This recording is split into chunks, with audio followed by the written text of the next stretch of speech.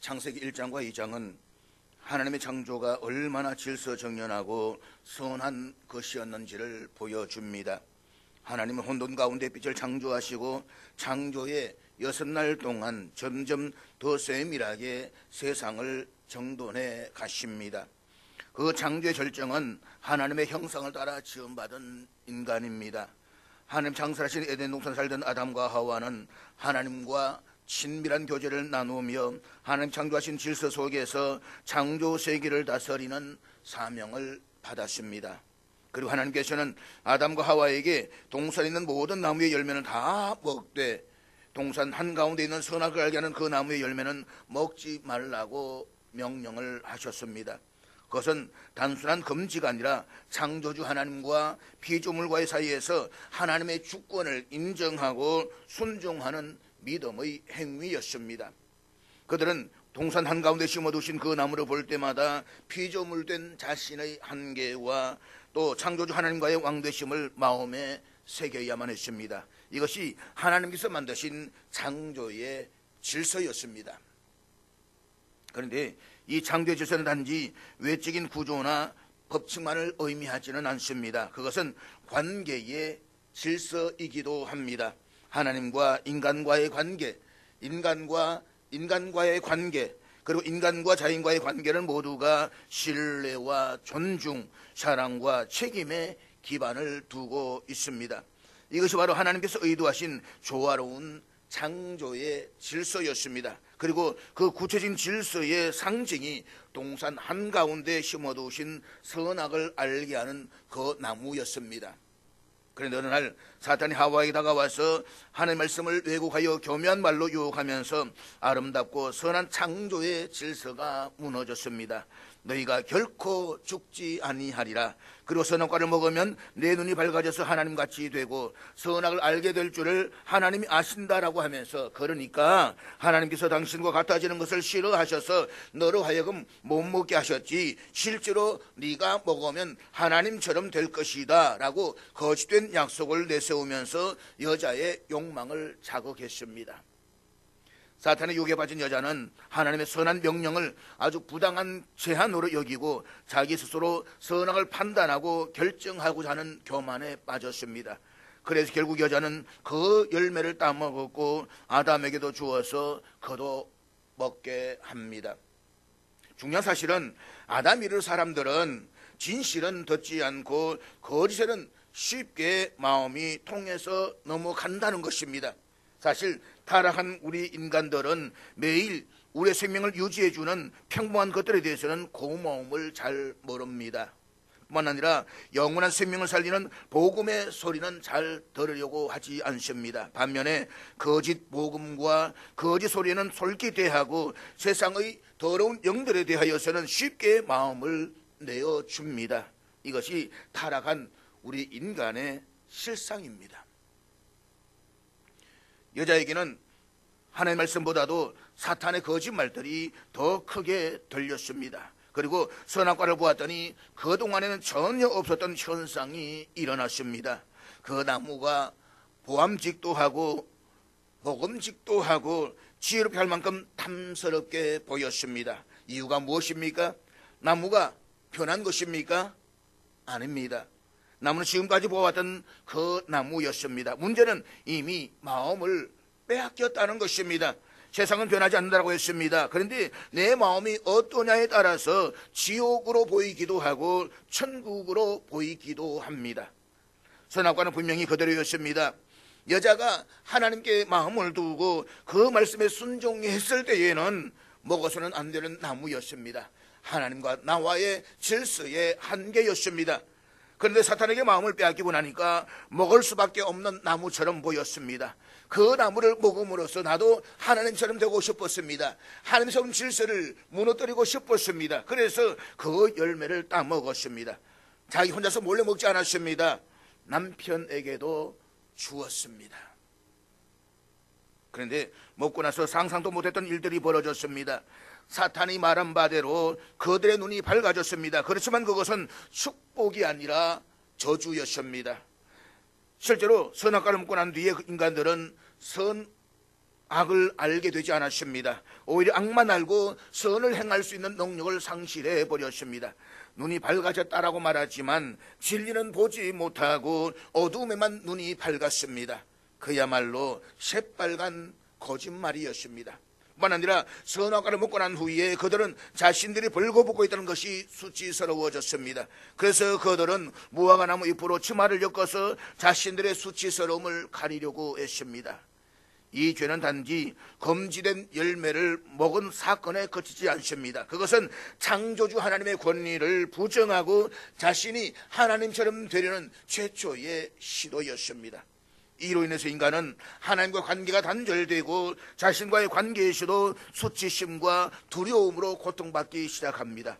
결국 사탄의 유혹에 넘어가 범죄함으로 인하여 하나님 창조 질서는 깨어지고 죄와 죽음이 세상 가운데로 쑥 들어온 것입니다.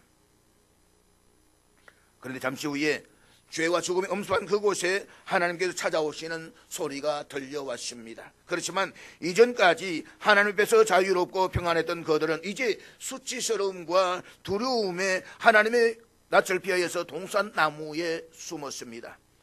이처럼 죄는 수치심을 갖게 하고 하나님을 두려워하게 만듭니다. 하나님과 인간과의 관계를 단절시킵니다. 그래서 그들은 스스로 나무 사이에 숨었습니다. 그런데 그것이 숨어지느냐 말입니다. 자기들은 숨는다라고 했는데 숨어지느냐 말입니다. 우리가 사랑할 때 나 잡아봐라 라고 하면서 나무 사이에 숨지만 그게 숨어집니까? 무소부지하신 하나님은 시간과 공간을 초월하시는 분이십니다. 하나님 앞에서는 도망갈 데가 없습니다. 아담과 하와가 하나님을 피한다라고 하는 것이 기껏 동산나무 사이였지만 하나님은 다 아십니다. 그들이 하나님의 낯을 피해 숨었다라고 하는 것은 히브리어에서는 그의 인격을 무시하고 관계를 끊어버리는 것을 의미하는 상징이다라고 했습니다. 그들은 자신을 찾아오시는 하나님을 외면하고 스스로 하나님과의 관계를 끊어버리려고 했습니다. 그렇지만 하나님께서도 그들의 배은만도 행동에 섭세하시면서 외면하시고 떠나가셨습니까? 아니면 고대 근동의 신들처럼 숨어있는 그들을 아주 괘씸하게 생각해서 벼락을 쳐서 죽여버리셨습니까? 아니지요. 만약 하나님께서 아담을 그대로 내버려 두시면 아담은 거기서 영원히 멸망할 수밖에 없습니다. 아담뿐만 아니라 이후에 태어날 모든 아담의 후손들이 그대로 죽을 수밖에 없습니다. 인간은 하나님을 외면하고 숨었지만 하나님께서는 그들을 내버려 두지 아니하시고 찾아가셔서 부르셨습니다. 아담아, 네가 어디 있느냐? 이 부르심은 단지 아담이 어디에 있는지를 몰라서 묻는 것이 아닙니다. 깨어진 관계를 회복하시기 위한 하나님의 초청이요 죄 가운데 빠진 인간을 찾아오시는 은혜의 부르심이었습니다. 오늘의 본문은 이런 상황에서 아담을 찾아오신 하나님이 아담에게 중요한 질문들을 하십니다. 그리고 이 질문들은 단순한 사실 확인이 아니라 아담의 마음과 죄의 본질을 드러내어서 회개를 촉구하시는 하나님의 음성입니다. 하나님께서 그들을 부르신 것은 회개와 회복의 기회를 주시기 위함이었습니다. 그런 점에서 본문의 사건은 단지 한 인간의 범죄 사실을 알려주는 주는 머나먼 과거의 이야기가 아니라 바로 오늘 우리의 이야기이며 우리의 현실입니다. 그러므로 하나님 은혜 앞에 정직하게 나가셔서 하나님의 우리의 신앙의 현 위치를 솔직하게 점검해 보십시다. 그리고 예수 그리스도 안에서 하나님의 선하신 창조 질서를 회복하여 하나님 나라를 세워가는 거룩한 부르심에 믿음으로 응답하는 저와 될 수 있기를 주의 이름으로 축복합니다. 본문 11절 말씀 우리 같이 보도록 하겠습니다. 이르시되 누가 너의 버섯을 내게 알렸느냐? 내가 내게 먹지 말라 명한 그 나무 열매를 내가 먹었느냐? 본문의 하나님께서는 아담에게 두 가지의 질문을 하십니다. 첫째는 누가 너의 버섯을 내게 알렸느냐라고 하는 것입니다. 이 질문은 아담이 수치스럽게 생각하게 된 죄의 자각이 어떻게 해서 생겼는지를 묻는 질문입니다. 아담과 하와는 이전에도 벗고 살았습니다.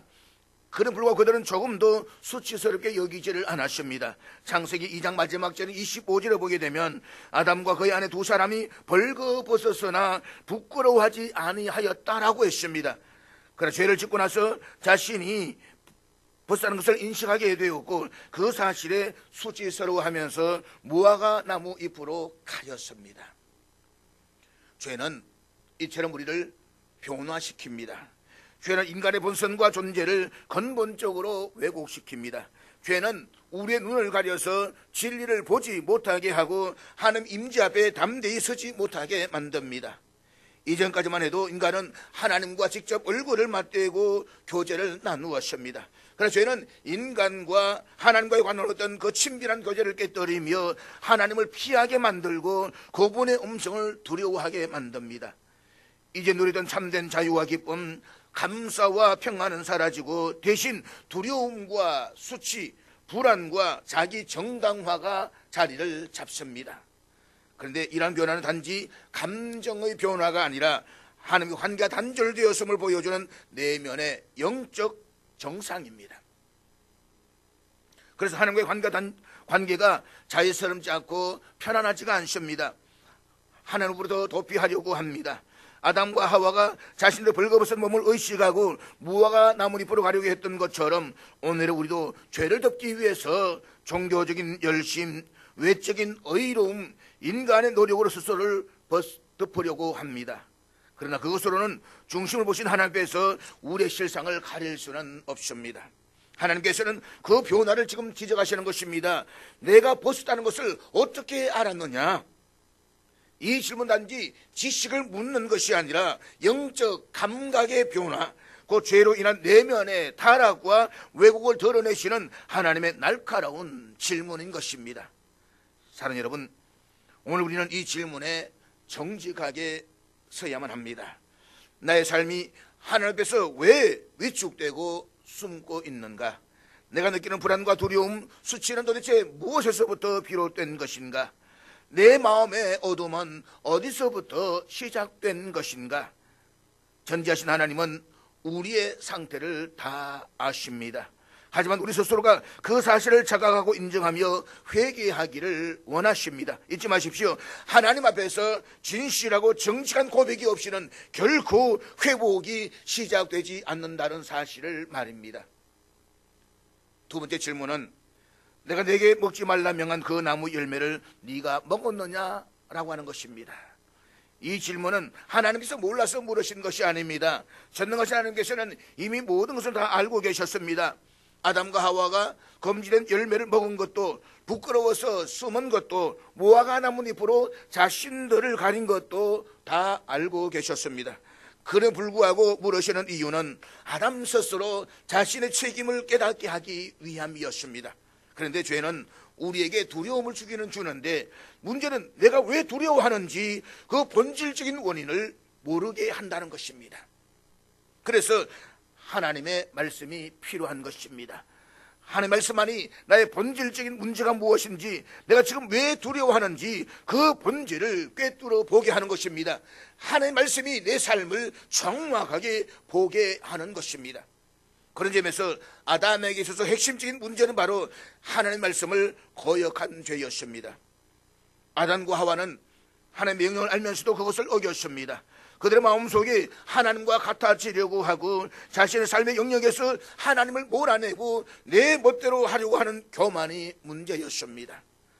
그들이 벌거벗어서 수치스러움을 느꼈다라고 하는 것은 거기에 따라오는 결과의 과정일 뿐인 것입니다. 이미 오래전부터 하나님을 마음속으로부터 몰아내고 있었습니다. 하나님의 말씀을 버리고 있었습니다. 그러나 하나님께서 원하시는 것은 하나님의 말씀에 철저하게 순종하는 것이었습니다. 그리고 거기에서부터 회복의 역사가 시작되는 것입니다. 하나님의 물음에 아담의 대답이 무엇입니까? 본문 12절 말씀입니다. 아담이 이르되 하나님이 주셔서 나와 함께 있게 하신 여자 그가 그 나무 열매를 내게 주므로 내가 먹었나이다. 아담은 드디어 본질적인 부분을 시인합니다. 제가 그 나무의 실과를 먹었고 하나님의 말씀을 어겼습니다. 하나님이 듣고 싶어 하시는 대답이 바로 이것입니다. 아담은 하나님의 말씀을 어겼습니다. 하나님의 말씀을 무시했습니다. 하나님 되시는 권위를 자신의 마음속에서 깎아내렸습니다. 그래서 자신도 하나님처럼 될 수 있다라고 생각했습니다. 이것이 문제였습니다. 그런데 아담은 내가 먹었습니다 라고만 했으면 좋았겠는데 그 앞에 말을 덧붙였습니다. 하나님이 주셔서 나와 함께 있게 하신 여자 그가 그 나무 열매를 내게 주므로 내가 먹었나이다. 우린 여기에서 인간의 죄성이 어떻게 발현되는지를 분명하게 알 수가 있습니다. 첫째는 책임 전가입니다. 죄를 지었지만 그 책임을 다른 사람에게 돌리는 인간의 본성이 오늘 본문에 그대로 드러나고 있는 것입니다. 우리가 죄 속에 빠졌을 때에, 타락했을 때에 피할 수 없는 동반되는 심리적인 결과 가운데 하나가 뭐냐? 책임 전가입니다. 나는 아닌데, 나는 안 하려고 했는데 쟤 때문에 했어요, 그래서 했어요 라고 무언가 책임을 회피하는 것입니다. 아담은 하나님의 말씀을 어기고 범죄하게 된 책임을 여자에게 전가했습니다. 그리고 13절에서 여자는 뱀에게 그 책임을 전가했습니다. 그런데 아담이 하와에게 책임을 전가하고 있지만 가만히 보면 결국 그 원망과 책임을 걸고 넘어지는 대상은 하나님이십니다. 하나님이 그 여자를 내 아내로 앉으셨으면 내가 안 먹었을 터인데 그 여자 때문에 먹었습니다 라고 하는 것입니다. 아담의 이 대답에 한 단계 더 넘어가면 결국 하나님 당신 때문에 내가 먹었습니다 라는 말이 되는 것입니다. 즉 여자를 만드신 분은 하나님이십니다. 그 여자를 아담에게 데리고 오셔서 결혼을 성사시켜 주신 분도 하나님이십니다. 때문에 하나님께서 그 여자를 자기에게로 데리고 오지 않았다고 한다면 자기는 먹지 않았을 것이다 라는 말인 것입니다. 하나님께 책임을 전가하고 있는 것입니다. 그래서 어물전 망신은 꼴뚜기가 시킨다라고 하는 것처럼 인류 역사상 모든 남자의 망신은 아담이 다 시켰습니다. 자, 여러분, 하나님의 이 질문은 오늘 우리들에게도 던져지는 질문입니다. 누가 너에게 그렇게 하라고 하더냐? 우리는 우리의 잘못된 선택과 타협, 죄악된 행동을 외부의 탓으로 돌리기가 쉽지만 결국 그 선택의 책임은 전적으로 나 자신에게 있습니다. 그 하나님은 우리가 책임을 회피하고 누구에게인가 전가하기보다 죄의 본질 앞에 정직하게 직면하기를 원하십니다. 하나님 앞에서의 참된 회개는 먼저 내가 잘못했습니다 라고 정직한 인정에서부터 시작되는 것입니다. 그리고 참된 회개로부터 무너진 우리의 삶은 다시 세워지기 시작하고 하나님 허락하신 부흥이 시작되는 것입니다. 둘째는 하나님의 선한 의도에 대한 왜곡입니다. 하나님께서는 아담이 혼자 있는 것이 좋지 않게 보여서 그를 위해서 신부감으로 하와를 만들어 주셨습니다. 그리고 하나님께서 친히 주의자가 되셔서 두 사람이 부부가 되게 하셨습니다. 전적으로 아담을 위해서였습니다. 하나님을 위해서가 아닙니다. 혼자 사는 아담을 위해서 하나님께서 하와를 만드셔서 그에게 데리고 오셨습니다. 하나님께서 하와를 아담에게 데리고 오셨을 때 아담은 그 하와를 보고 이는 내 뼈 중에 뼈요 내 살 중에 살이라고 아주 지극한 기쁨과 감격을 노래했습니다. 그런데 그럴 때는 언제고 이제는 나하고 같이 살라고 준 그 여자가 그렇게 만들었다는 것입니다. 지금 아담은 하와를 신 하나님께 책임을 전가하고 있습니다. 하나님 주신 선물조차 원망의 대상으로 바뀌는 것입니다. 하나님 주신 그 은혜와 축복도 죄의 시각으로 보면 불만과 원망의 이유가 되고 마는 것입니다. 본문 14절 말씀입니다. 여호와 하나님이 뱀에게 이르시되 내가 이렇게 하였으니 내가 모든 가축과 들의 모든 짐승보다 더욱 저주를 받아 배로 다니고 살아있는 동안 흙을 먹을지니라. 앞서 하나님께서는 당신의 말씀에 불순종하고 범죄한 아담과 하와를 찾아오셔서 누가 너의 벗어섬을 알렸으며 내게 먹지 말라고 하면 그 나무의 열매를 네가 먹었느냐라고 물으셨습니다. 이것은 전능하신 하나님께서 몰라서 물으신 것이 아닙니다. 하나님은 아담과 하와가 먹지 말라면 그 선악과를 먹은 것도 그들이 부끄러워서 숨은 것도 무화과 나무 잎으로 자신들을 가린 것도 이미 다 알고 계셨습니다. 그럼에도 불구하고 하나님께서 그들을 찾아오셔서 질문하신 이유는 그들과의 관계를 포기하지 않으셨기 때문입니다.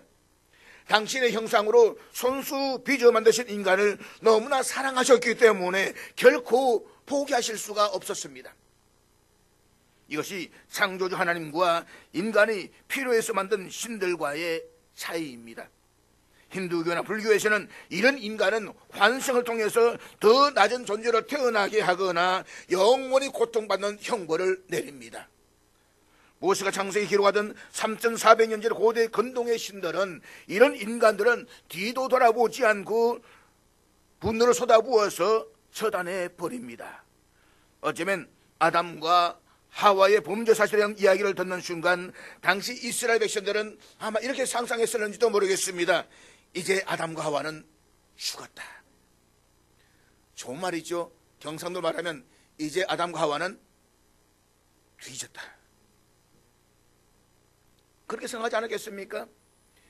이집트에서 오랫동안 400년 동안 이집트의 종교와 문화 속에 배워왔던 그들의 생각으로는 당연히 그렇게 생각할 법한 것입니다. 그들 보아왔고 그들이 이해하고 있었던 신들에 대한 개념으로는 당연히 그래야만 했다는 것입니다. 그런데 하나님은 비록 인간이 당신의 말씀을 거역하고 범죄했음에도 불구하고 먼저 다가오셨습니다. 숨어있는 아담을 부르시고 그들과 대화를 시도하시며 회복의 기회를 주십니다. 이 사실 앞에서 이스라엘 백성들은 얼마나 큰 충격을 받았겠습니까? 이야, 하나님 이런 하나님이시다. 우리가 범죄했지만, 우리가 실수했지만 하나님은 그 실수를 용납하시고 우리를 찾아오시는 하나님이시다. 이것이 우리 하나님과 세상 신들과의 가장 큰 차이점인 것입니다. 아담을 향한 하나님의 질문은 단순한 질문이 아닙니다. 그의 모든 고백을 기다리시는 하나님의 사랑입니다. 하나님의 질문은 정죄하는 질문이 아니라 회복하게 하고자 하시는 질문입니다. 죄로 인해서 무너진 관계를 다시 세우고자 하시는 하나님의 간절함이 묻어있는 음성입니다. 마치 사랑하는 부모가 잘못한 자녀에게 묻듯이 왜 그랬니? 무슨 일이 있었니? 라고 묻고 있는 것입니다. 그런데 오늘 본문 14절에서 볼 수가 있듯이 하나님께서 뱀에게는 왜 이렇게 했느냐라고 하면서 어떤 질문도 하지 아니하시고 곧바로 그 자리에서 저주해버리십니다. 바꾸어 말하면 회개의 기회를 주시지 않았다는 것입니다. 이 장면은 우리에게 큰 대비를 보여줍니다. 인간에게는 질문하시고 대화를 시도하시며 회복의 가능성을 남겨두시지만 뱀에게는 어떤 여지도 남겨두지 아니하시고 곧바로 저주해 버리셨습니다. 왜 그러셨을까요? 그것은 뱀, 곧 사탄은 회개할 수 없는 존재이기 때문입니다. 악에게 유혹을 당한 인간에게는 회개의 기회를 주시지만 악은 악입니다. 사탄의 본질은 거짓과 속임이며 그는 하나님의 창조 질서를 파괴하고 인간을 하나님께로부터 떼어놓으려는 존재입니다. 그래서 악 그 자체에게는 하나님께서 회개의 기회를 주시지 않습니다. 왜 그러느냐라고 이유를 묻지도 아니하십니다. 악은 결단코 타협의 대상이 아니기 때문입니다. 모세가 창세기를 기록하던 3,400년 전 당시 고대 근동 지방의 모든 신들은 인간이 잘못하면 가차없이 벼락을 내리거나 저주했습니다. 그렇지만 요 하나님께서는 절대로 당신의 사랑하는 백성들이 잘못했다라고 해서 저주하시지 않습니다. 죄늪에 빠져 헤어나오지를 못하고 수치심과 죄책감에 짓눌려서 하나님을 피하기도 하지만 그럼에도 불구하고 하나님께서는 언제나 우리를 먼저 찾아오십니다. 우리의 마음 문을 끊임없이 두드리시며 우리의 이름을 부르시며 우리하시 그분께로 돌아오기를 간절히 바라십니다. 때로는 조용한 음성으로, 때로는 삶의 어려움을 통해서, 때로는 말씀을 통해서 우리에게 말씀하십니다. 너 어디 있니? 왜 거기서 그렇게 힘들어하니? 이제 그만 내게로 돌아와. 사랑하는 여러분, 전능하신 하나님께서 굳이 숨어버린 인간을 찾아 나셨다는 사실 그 자체가 얼마나 놀라운 사랑의 증거입니까? 하나님은 우리가 죄를 지었을 때에 우리를 내버려 두시거나 외면하시는 분이 아니십니다. 오히려 신이 우리를 찾아오셔서 관계를 회복하자고 먼저 손을 내미시는 분이십니다. 범죄한 선 인간이었습니다. 하나님 부담스러워하고 거부한 것도 인간이었습니다. 그럼에도 불구하고 하나님께서는 안타까워하시며 먼저 인간을 찾아오시고 사랑으로 부르시고 회복의 손길을 내미십니다. 인간은 하나님의 형상으로 지음받은 존재이기에 하나님의 사랑과 은혜의 대상이기 때문입니다. 하지만 뱀, 곧 사탄에게는 일말의 타협이나 대화도 없이 곧바로 저주해 버리십니다. 그것은 뱀고 사탄은 회개할 수 없는 존재이기 때문입니다. 그러므로 사탄은 절대로 존귀해질 수 없고 회개할 수도 없으며 결국 하나님께로 돌아올 수 없다는 사실을 분명히 말씀을 하십니다. 그리고 사탄을 향한 저주는 어느 누구도 사탄에게 기대를 걸거나 희망을 가지거나 사탄의 도움을 받거나 의지해서는 안 된다는 사실을 분명하게 보여주시는 것입니다. 그렇습니다. 사탄은 사탄입니다. 아무리 눈으로 보기 화려하고 아름다워도 독버섯이 식용버섯이 될 수는 없습니다. 사탄은 영원히 저주받은 영입니다. 사탄에게서는 절대로 선한 것이 나올 수가 없습니다. 하나님은 이 사실을 지금 분명하게 말씀하고 계시는 것입니다. 하나님께서 뱀에게 묻지 않으시다는 사실은 단지 대화를 하지 않겠다는 의미가 아닙니다. 그것은 곧바로 하나님의 심판이 선포되어서를 의미하는 것입니다. 악에 대한 하나님의 적극적인 심판, 일제 타협이 없는 단호함을 보여주는 장면입니다. 사탄은 하나님의 구속 역사에 있어서 회복의 대상이 아니라 철저한 심판의 대상입니다. 그러므로 우리가 사는 길은 사탄을 저주하고 사탄을 멀리하고 죄를 정죄하는 것입니다. 악의 근본인 사탄과는 어떠한 대화나 타협도 해서는 안 됩니다. 아무리 협박하고 달콤한 것으로 유혹을 하더라도 사탄의 유혹에 빠져들면 안 됩니다. 그 결과는 영원한 저주요 영원한 멸망인 것입니다. 그래서 사탄의 유혹에 넘어가서 예수님을 3번이나 부인했던 베드로는 그 사실을 기억하면서 마귀를 대적하라고 아주 강하게 우리에게 말씀하고 있는 것입니다. 야고보도 하나님께 복종하고 마귀를 대적하라고 강하게 권면하고 있는 것입니다. 그렇습니다. 마귀는 악은 대화의 상대가 아닙니다. 달콤한 유혹이 우리에게 다가올 때에 한번 생각해 볼 게가 아니라 처음부터 단호하게 잘라버려야 되는 것입니다. 엉성하게 가다가는 우리는 사탄의 먹이가 되고 마는 것입니다. 그래서 사탄은 지금도 삼킬 만날 자를 찾고 다닌다고 했습니다. 온 지구 구석구석 다니면서 조금이라도 빈틈이 있는 자, 조금이라도 타협이 가능한 자를 찾고 있는 것입니다. 그럼 우리는 사탄과 대화할 것이 아니라 사탄을 강하게 대적하고 멀리해야 되는 것입니다. 보면 15절 말씀입니다. 내가 너로 여자와 원수가 되게 하고 내 후손도 여자의 후손과 원수가 되게 하리니 여자의 후손은 내 머리를 상하게 할 것이요 너는 그의 발꿈치를 상하게 할 것이니라 하시고, 여기에서 여자의 후손은 장차 오실 예수 그리스도를 가리킵니다. 그리고 여자와 네가 원수가 되는데 여자의 후손이 너의 머리를 상하게 할 것이라고 했습니다. 우리말로 상하다라고 번역된 히브리어는 눌러서 뭉개다라는 뜻입니다. 그러니까 그냥 다 뭉개어버린다는 것입니다. 아주 치명적인 것입니다. 그러나 너는 여자 후손의 발꿈치를 상하게 할 것이라고 했습니다. 치명적으로 상하게 못한다는 것입니다. 15절 이 본문을 가리켜서 우리는 원시복음이라고 말합니다. 범죄한 인간을 구원하고자 하시는 하나님의 복음의 첫 언약입니다. 하나님은 죄로 인해서 무너진 창조 질서를 회복하고 하나님과의 관계를 회복하기 위해서 이미 구원의 계획을 시작하신 것입니다. 그리고 이 약속은 예수 그리스도를 통해서 완전히 성취됩니다. 여자의 후손인 예수 그리스도께서 인류의 죄값을 치르시고 십자가에 못 박혀 돌아가십니다. 사탄이 죄로 고발을 했습니다. 예수님 발꿈치를 상하게 하신 것입니다. 예수님께서 완전히 돌아가셔서 부활하지 못하시더라 한다면 예수님의 머리가 뭉개어져 버린 것입니다. 이 사실은 모든 사람을 죽음에 이르게 하는 사탄의 머리를 주님께서 아주 치명적으로 짓밟아 뭉개신 것입니다. 그래서 예수님께서는 사망의 권세를 깨뜨리시고 부활하셨습니다. 사탄의 대갈통을 짓눌러 버리신 것입니다. 그리고 요한계시록 보면 마지막 날 하나님께서 사탄을 영원한 불에 던져서 아예 소멸시켜 버리신다라고 말씀을 하십니다. 여기서 우리는 인간을 향한 하나님의 사랑이 얼마나 크시고 놀라운가를 알 수가 있습니다. 인간을 향한 하나님의 사랑은 저주마저도 축복으로 만들 만큼 크고 놀라우시며 범죄한 인간을 구원하시기 위해서 당신의 독생자를 내어주실 만큼 무한하며 지극하십니다. 우리 모두는 이런 하나님의 사랑으로 말미암아서 죄에서 구원받고 영원한 삶에 대한 거룩한 하나님의 자녀로서 하나님 나라 상속에 대한 소망을 가지게 되었습니다. 그렇게 우리는 더 이상 우리의 몸을 불의의 병기로 죄에게 드림으로써 죄의 종로를 한 어리석음을 범하지는 말아야 할 것입니다.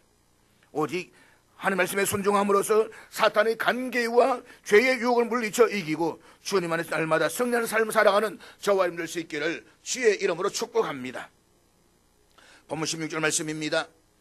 또 여자에게 이르시되 내가 내게 임신하는 고통을 크게 더하리니 내가 수구하고 자식을 낳을 것이며 너는 남편을 원하고 남편은 너를 다스릴 것이니라 하시고, 본문에 보면 하나님께 여자에게 고통을 크게 더하시리니 라고 말씀을 하십니다. 여자는 자식을 낳을 때에 엄청난 고통을 당할 것입니다. 여자에게 제일 중대한 문제는 바로 해산하는 고통입니다. 남자들에게는 현실이 안 들리는지도 모르겠지만 여자들에게 현실에 확 와닿는 이야기입니다. 자식을 낳는 아픔과 잉태하고 해산하는 아픔과 키울 때 아픔은 여자의 삶에 생생하게 와닿는 고통입니다. 또한 하나님 여자에게 너는 남편의 다스림을 받을 것이라고 말씀을 하십니다. 여자는 남자에게 속하고 남자의 다스림을 받습니다. 이것 또한 피부에 와닿는 현실입니다. 남자를 다스리고 싶은데 그렇게 만만한 남자가 한 명도 없습니다. 만만한 줄 알고 결혼했는데 전부 남자 값을 합니다. 큰 고통입니다. 그런가 17절에서 하나님께서는 범죄한 아담에게 너는 평생 수고하여야 그 소산을 먹을 것이라고 말씀하시면서 노동의 고통을 주셨습니다. 그런데 창세기 2장 15절에서 살펴보았듯이 인간이 타락하기 이전에도 이미 노동은 있었습니다. 에덴 동산을 다스리시고 지킨다라고 하는 것은 경작한다는 말로서 노동이었습니다. 그러면 타락이 가져온 변화는 무엇입니까? 성경학자들은 이것을 즐거워야 할 노동이 고통스러운 노동이 되었다는 것입니다. 그래서 우리가 즐겁게 감당해야 할 일들이 아주 고통스러운 노동이 된 것입니다. 18절에 보면 땅이 내게 가시덤불과 엉겅퀴를 낼 것이라고 했습니다. 땅이 가시덤불과 엉겅퀴를 낸다라고 하는 것은 정상적인 모습이 아닙니다. 결국 인간의 타락으로 자연 속에서도 파괴가 들어온 것입니다. 자연은 아직도 아름답습니다. 그러나 자연이 아름답기만 한 것은 아닙니다. 자연 안에 얼마나 많은 재앙의 요소들이 있습니까? 자연 때문에 얼마나 많은 사람들이 죽음과 재앙과 비극을 지금도 경험하고 있습니까? 그래서 바울은 로마서 8장 22절에서 피조물이 다 이제까지 함께 단식하며 함께 고통을 겪고 있다라고 말하는 것입니다. 19절에서 하나님께서는 인간을 향해서 너는 흙이니 흙으로 돌아갈 것이라고 말씀을 하십니다. 이것은 인간의 죽음을 선포하시는 말씀입니다. 결국 죄는 반드시 그 결과를 낳습니다.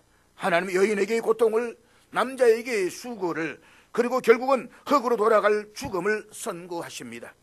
죄는 하나님과의 단절일 뿐만 아니라 삶 전반에 걸쳐서 영향을 미칩니다. 고통과 갈등, 노동과 죽음, 이 모두가 죄로 인한 결과입니다. 하나님이 참으로 공의로우신 분이십니다. 그렇기 때문에 하나님은 범죄한 인간을 심판하지 않을 수가 없습니다. 그러나 동시에 하나님은 사랑의 하나님이시기도 합니다. 때문에 하나님은 범죄한 인간들 향해서 진노하시는 중에도 여자의 후손을 통해서 인류를 죄에서 구원하실 것을 약속하셨습니다. 그리고 실제 하나님은 2000년 전에 당신의 독생자이신 예수 그리스도를 성령으로 말미암아 여자에게서 나게 하심으로써 인류를 죄에서 구원하게 하셨습니다. 그래서 요한은 이 놀라운 하나님의 사랑을 향해서 하나님이 세상을 이처럼 사랑하사 독생자를 주셨으니 라고 선언하고 있는 것입니다. 이처럼 하나님은 인간을 너무나도 사랑하십니다. 그리고 이 사랑이 우리를 영원한 멸망에서부터 구원해 주신 것입니다. 사랑하는 여러분, 참 우리는 하나님께 크신 사랑과 은혜를 받은 사람들입니다. 그렇다면 우리가 이런 죄와 저주와 타락에서 구원받은 사람들이라고 한다면 하나님 앞에서 어떻게 살아야 하겠습니까? 우리를 둘러싼 죄의 결과로 달한 잘못된 관계를 바로 잡아야 할 것입니다. 그래서 하나님의 관계가 자연스러워져야만 합니다. 하나님을 찬양하고 싶어져야 하고 하나님을 섬기고 싶고 하나님께 마음을 드리고 싶어져야만 합니다. 이것이 회복된 인간의 모습입니다.